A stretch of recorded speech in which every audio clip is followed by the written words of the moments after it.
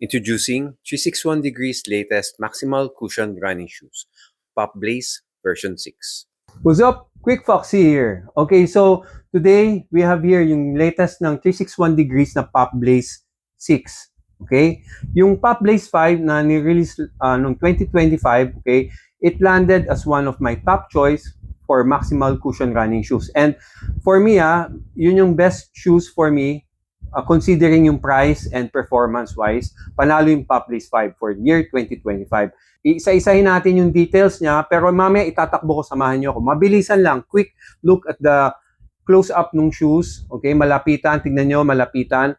And para makita nyo rin yung mga details ng shoes, and sasabihin ko rin yung weight and yung mga upgrade from the previous model.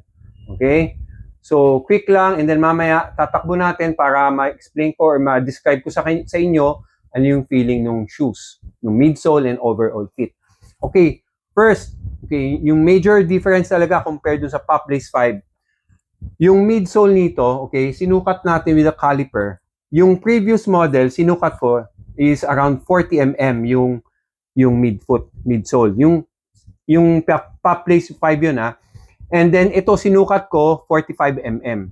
So may 5 mm difference siya. Sinukat ko 'yon. So ang measurement natin is nag-start somewhere dito sa white na yan na midsole. Hindi ko sinama yung outsole. And then nag-end siya somewhere here. Hindi ko sinama yung taas ng white na midsole na yan kasi extension na lang ng midsole yan as that will act as stabilizer. So from here to here 45 mm siya. Actually, ka-level niya itong line na to. Ayan, yung line na yan. Ka-level niya yan.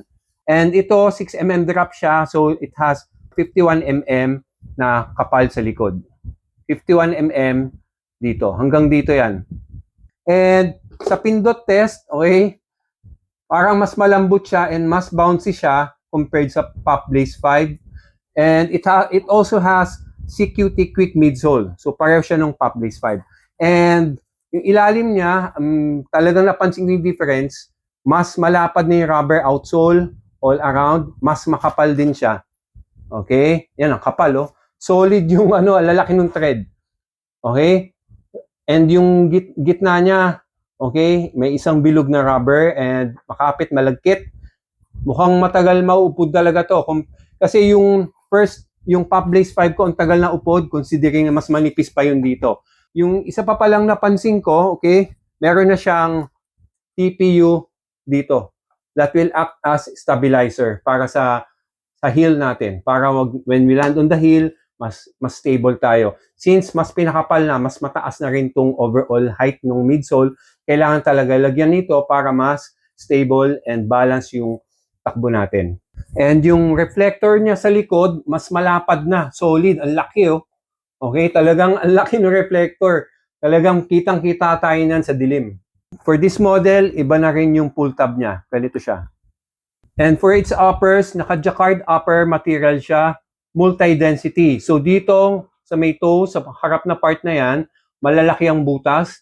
And dito, mas solid para mas maganda yung structure. And then dito nag-iiba, nagiging mas breathable ulit. So, per area, iba-iba yung niya, texture ng upper material niya, ng jacquard material. So maganda yung ginawa niya dyan. So malamig siya pag mainit yung panahon, and pag mainit yung panahon, malamig siya. Okay, so yun ang maganda sa kanya.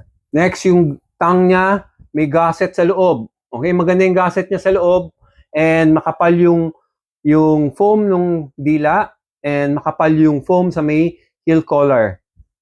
And for this model, iba na yung sintas niya. So hindi na yung rib laces. So we'll see how does this lace perform. Just like the previous model, wide fit friendly. Very wide yung base niya, wide yung dito, and I believe for this model, mas pinalapad nila yung insole. And last, yung weight niya for size 44, it is 360 grams compared sa size 44 din ng Pop Blaze 5, which is 334 grams. I believe kaya mas mabigat ng konti ito dahil mas pinakapal na rin yung midsole niya overall. So that's it. Takbo na tayo. Samahan niyo ako. Tara. Okay, so kakatapos ko lang gawin yung 10 km na testing First 5 kilometers is walk with easy jog, and 3 kilometers tempo pace at 5 minutes pace. And yung last 2 kilometers, mixed intervals with sprints and long intervals. So ito yung first impression ko sa kanya. Okay, so first impression sa Pop Blaze 6. Okay, first 5K, standing tayo tapos walking to easy jog. Talagang napansin ko sa kanya, standing pa lang, mas may lubog siya compared sa Pop Blaze 5. Okay? Pero hindi siya sobrang lubog ng machina. And yung sensitivity niya ng midsole na si QT Quick midsole nito is more sensitive sa pressure. So konting diin ko lang, lumulubog siya. Tapos ang napansin ko talaga is mas mabilis talaga yung rebound nito. Okay? Kahit hindi ko pa tinakbo standing pa lang, nafe-feel ko talagang binabalik niya agad. And I'll use the exact term mamaya pag tinakbo ko na, pag in-explain ko yung sa takbo.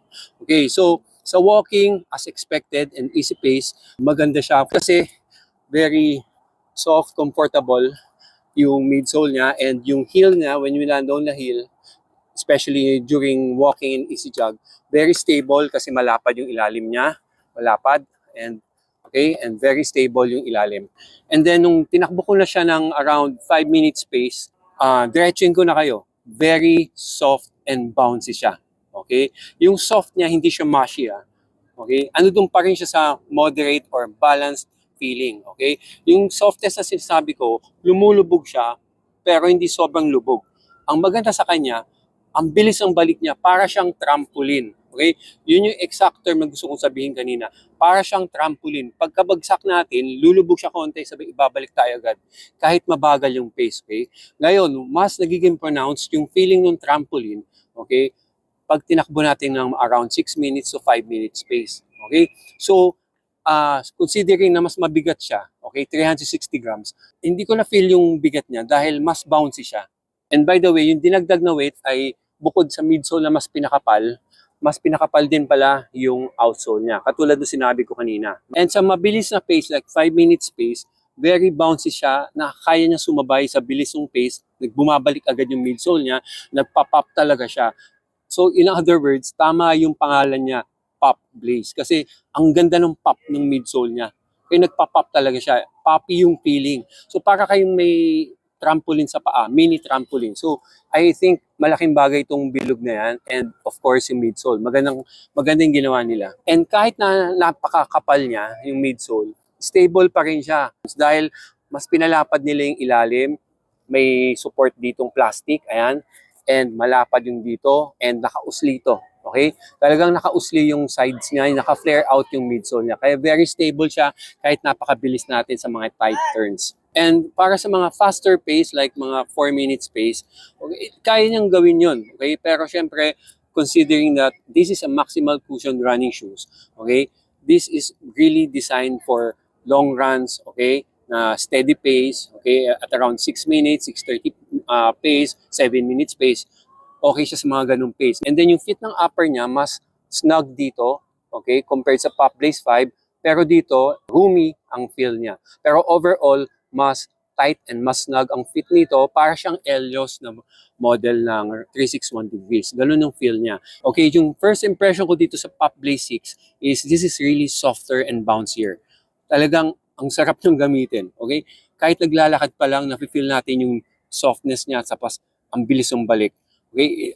It's fun to use. Okay? Talagang iba siya. Okay? So, although hindi ko pa masyado nagagamit na matagal, pero I can say, okay, na this is promising to be a contender for my top maximal cushion running shoes, okay, for this year, 2026. But again, we'll see. This is a great option for beginners na gusto ng highly cushioned running shoes na may pop, okay? So, ang ganda niyang gamitin. Again, kung may questions kayo, paki-comment lang dyan, okay? And I will answer them. By the way, may ibang colors to, may gray, black to, and may ibang colors pa. Check nyo sa Yellow Basket. So, I hope you can follow me para malaman nyo kung ano yung performance niya and yung durability niya over time. Okay? So, again, Quick Fox here. Be quick and be safe.